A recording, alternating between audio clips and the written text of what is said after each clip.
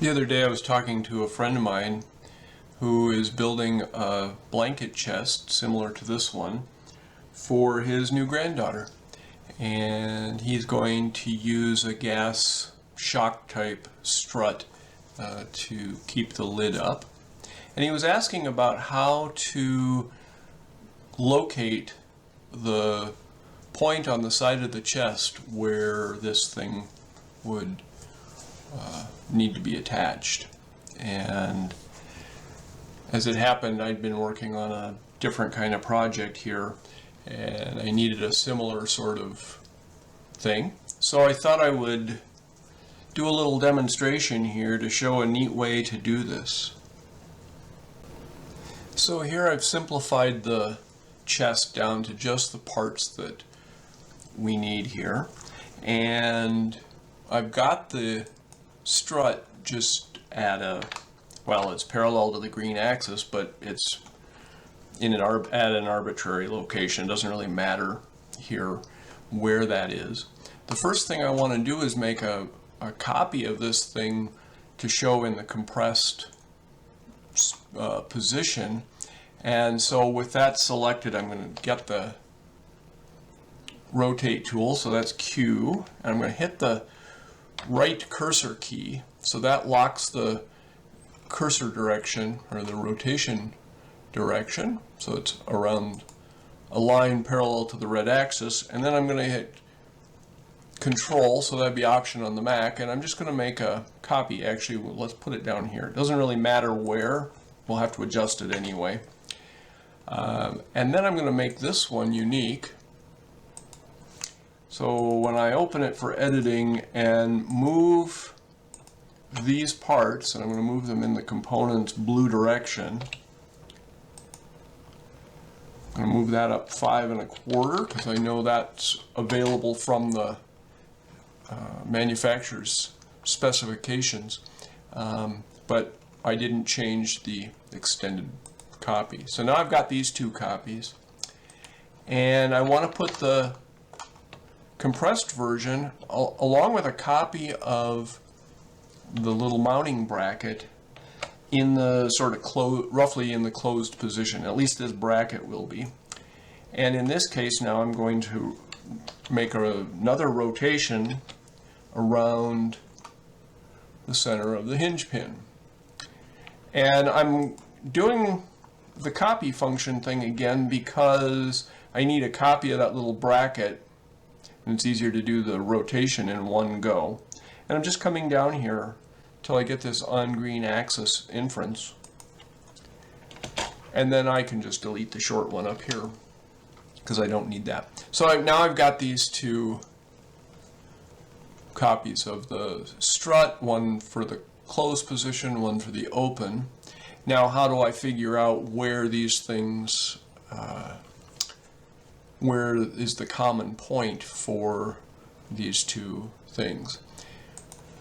Now, one way would be to use intersecting circles, which is actually what I'm going to draw here, and I'm going to use them, but in the case of SketchUp's circle representation with straight line segments, it's not going to be a very accurate location, but that's okay. I'm going to draw another circle for the closed version, and you can see these things overlap, and it's hard to tell exactly which arc is overlapping and where these intersections are because of the straight lines. But there's a neat tool that will let us figure this out. And by the way, even that what is really a straight edge, because it's part of the circle, SketchUp identifies that as an arc. It's kind of weird, but it works for us here. And then I'll select the edge of the other arc, and that's only 2 line segments, but it's still identified as an arc. And then I'm going to use an extension called Tangent Tools, and I'm going to use the True Intersections feature. and it sets up some guide points. There's two real intersection points here that on either side of this line here. So at this stage we don't need our circles anymore, so I'm just going to delete those. And what this is really showing here is that there are two possible places you could mount the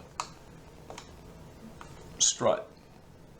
I'm going to use the upper one for this because it's closer to the center of the case and probably just looks nicer. So I can come in here again, I'll get the rotate tool and hit the right cursor key.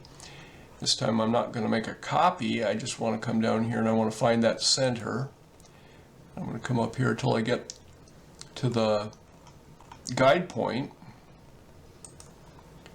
and that's done.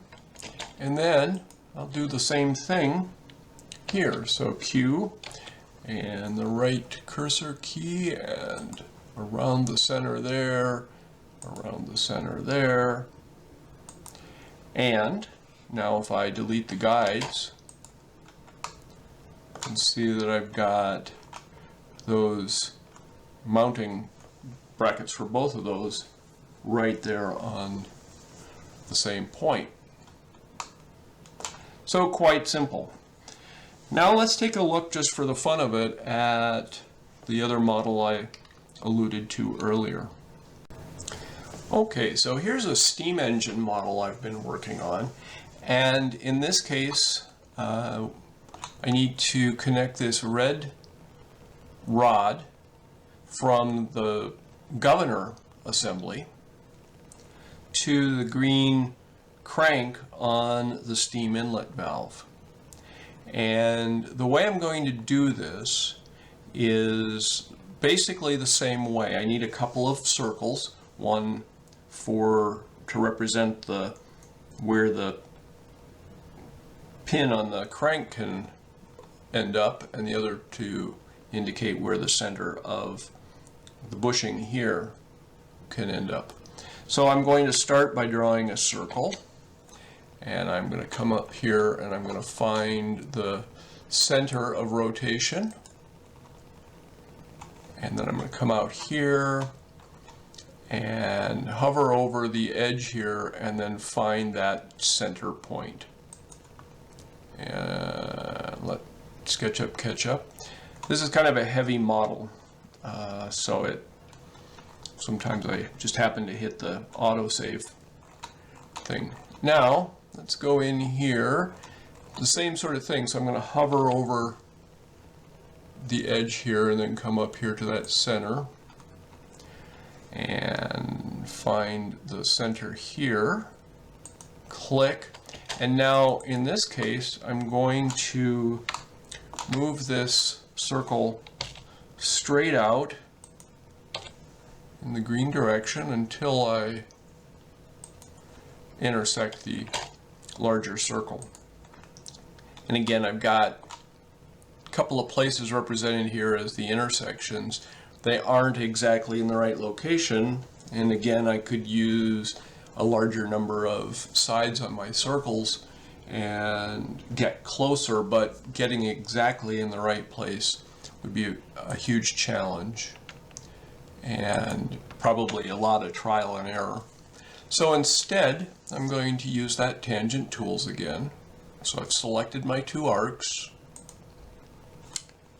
and tangent tools, true intersections, and you can see how far off we'd be. And now I'm going to delete the circles, leaving just the guide geometry. And here there's the 2 points again, the low one and the high one, and deciding which one I want to use is kind of important on this. If this was a real steam engine, I need the connecting rod, the red rod, to close the steam valve when the balls go up. So when the balls go up, this goes up, this gets pushed down. So I want this to go into the right location to close that. So I can do that here now. It gave me a nice guide point here I can rotate around instead of finding the one on the crank. So we'll do this way, and we can come down here and come right up to that guide point there. And then I want to select the red connecting rod and get the center of rotation there and find that center of the bushing and come down here and hit that same guide point, and I can delete the guides, and that's all done. I used the exact same method to connect the long crank arm from the beam to the main crank, and to connect these rods from the end of the beam to the pivot down here. And I also used it to connect the rod from the eccentric to the bell crank that operates the steam valve, and I even used it to figure out the right angle for the bell crank itself so that it was mounted correctly on the shaft. So everything is aligned that way, and it's actually very fast and simple once you know how to do it. Hopefully that gives you some ideas and you can find some ways to use that in your own modeling.